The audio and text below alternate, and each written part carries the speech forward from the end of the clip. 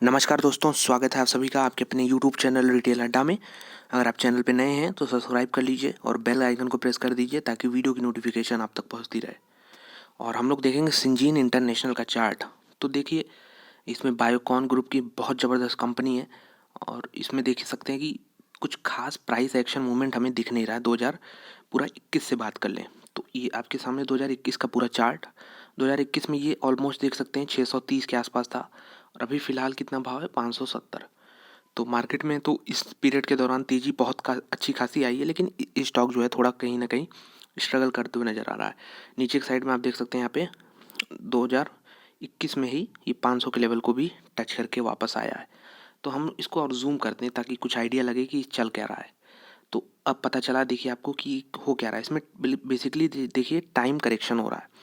तो स्टॉक में देखिए बहुत ज़्यादा पंप अप हो चुका था। ये अगर आप ये जोन देखें पूरा, एक तो कंसोलिडेशन का पीरियड, उसके बाद फिर तेज़ी, अब फिर से इसमें कंसोलिडेशन का ही पीरियड चल रहा है। स्टॉक हमेशा मूव करता नहीं रहेगा। अगर कोई भी स्टॉक ऐसे मूव करता है तो आप समझ जाइए वो खतरे की घंटी है। क्यों? क्योंकि ऐसे वैल्यूएशंस काफ़ी स्ट्रेच हो जाते हैं।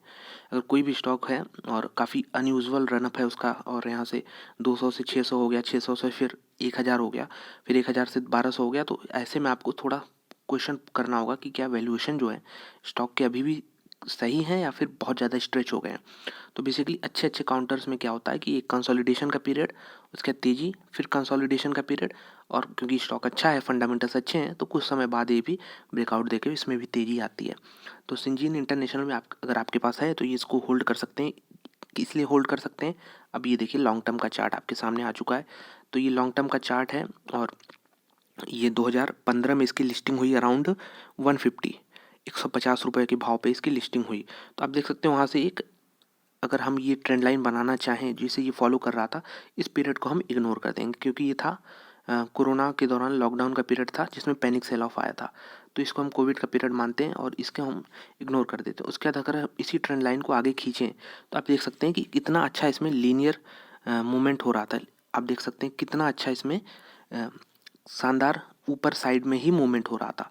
लेकिन क्या हुआ, कोरोना के बाद जैसे लिक्विडिटी मार्केट में भर भर के आई, हालांकि स्टॉक के फंडामेंटल्स सुधरे हैं, काफ़ी अच्छे हुए हैं, लेकिन इतनी भी पंप अप की ज़रूरत नहीं थी जितना स्टॉक ये पंप हो गया। आप देख सकते हैं अगर हम इसी पैटर्न को बनाना चाहें तो आपको स्टॉक कुछ इस तरह से दिखना चाहिए था। अराउंड अभी 400 450 के अराउंड भाव होना चाहिए था, लेकिन क्योंकि स्टॉक काफ़ी ऑलरेडी 700 को छू के आ चुका है, तो आप देख सकते हैं कि जो पैटर्न बना रहा था पहले से, उसको अभी ये टाइम करेक्शन के दौरान निकाल रहा है। यानी बेसिकली अभी ये एक रेंज में ही टाइम अपना काट रहा है।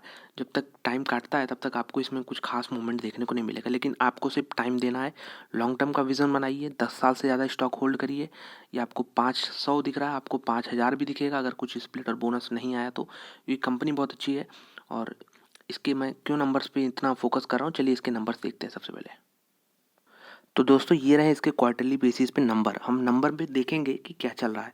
तो देखिए, मैंने आपको बताया था कि मार्च जो पीरियड था 2020 का, उसके बाद स्टॉक जो है काफ़ी ज़्यादा पंप अप हो चुका है। तो उसमें रीज़न क्या था, अगर आप उसके पहले का पीरियड देखें तो सेल्स छोड़िए, हम सीधे नेट प्रॉफिट पे आ जाते हैं। तो नेट प्रॉफिट अगर हम देखें सबसे पहले, तो वो उस पीरियड के पहले था 100 करोड़, 72 करोड़, 128 करोड़। उसके बाद अगर आप देखें, ये पीरियड निकाल दीजिए आप, उसके बाद आप देखें तो 84, 102, 160 भी पहुंच गया, फिर 77, फिर 66, फिर 103। तो कहीं ना कहीं ये जो चीज़ पंप अप आपको देखने को मिला काफ़ी ज़्यादा बढ़ गया, 160 करोड़ हो गया। तो इस दौरान स्टॉक भी काफ़ी ऊपर बढ़ गया। अब जब फिर से नंबर्स नॉर्मल हो रहे हैं, हालांकि ग्रोथ कंसिस्टेंट बेसिस पे है, आपको यहाँ से ग्रोथ नहीं दिखेगा, लेकिन अगर आप ईयरली बेसिस पे इसके नंबर देखेंगे तो आपको ग्रोथ डेफिनेटली इसमें दिखेगा। तो इसलिए अगर स्टॉक में काफ़ी खिंचाव आ जाता है तो वो बिल्कुल टाइम करेक्शन ही फॉलो करता है। चलिए हम इसके अब ईयरली नंबर देख लेते हैं। तो इसी की बात कर रहा था, 322 करोड़ से फिगर अब आज बढ़ के हो चुका है ये 2200 करोड़।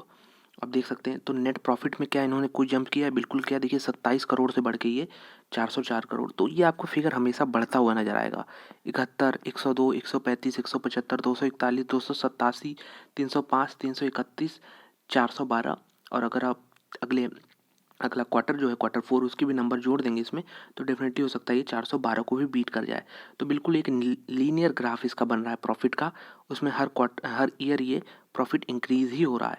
तो आपको 10 साल का नज़रिया रखना होगा और आपको ये प्रॉफिट क्या आपका शेयर प्राइस भी आपको काफ़ी ज़्यादा इसमें देखने को मिलेगा, इंक्रीज़ देखने को मिलेगा। तो देख सकते हैं इसके कुछ और नंबर्स देखते हैं। तो हर साल इन्होंने 21% के हिसाब से अपना 10 साल में सेल्स ग्रोथ किया है। प्रॉफिट भी 30% के हिसाब से, स्टॉक को ज़्यादा लिस्ट हुए 5 साल ही हुए हैं तो 18% के रेट से इसने हर साल रिटर्न दिए हैं। तो एक साल में नेगेटिव रिटर्न, आप परेशान मत होइए इसे देख के, आप इस चीज़ पे फोकस करिए कि हर 5 साल, अगर आप 5 साल का पीरियड उठाते हैं तो आपको हर साल ये 18% के रिटर्न्स देता है। Return on capital, return on equity भी बहुत शानदार है स्टॉक का।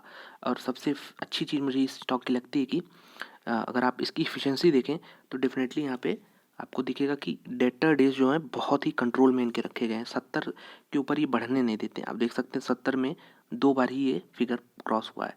और हम कैश कन्वर्जन साइकिल की बात कर लें तो उसमें भी काफ़ी अच्छा एफिशिएंट ग्रोथ हमें देखने को मिला है। 198, फिर यहाँ 200, अभी 166, 150 के आसपास ही बना हुआ है।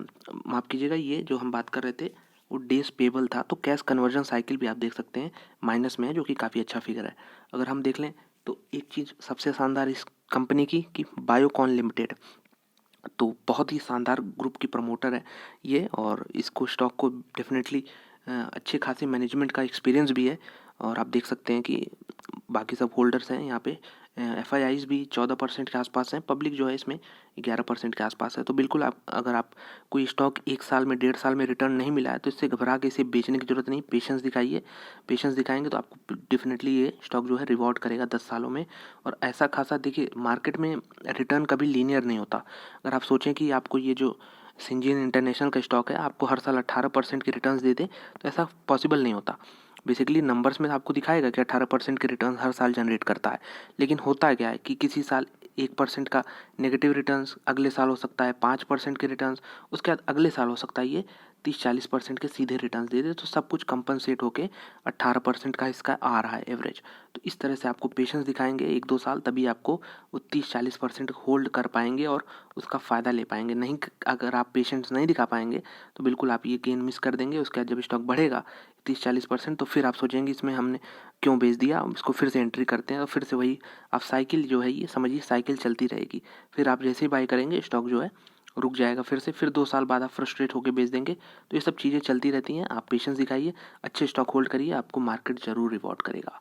तो वीडियो देखने के लिए बहुत बहुत धन्यवाद। अच्छी लगी हो तो एक लाइक, चैनल पर नए तो सब्सक्राइब जरूर करें। मिलते हैं आपसे अगले वीडियो में। धन्यवाद।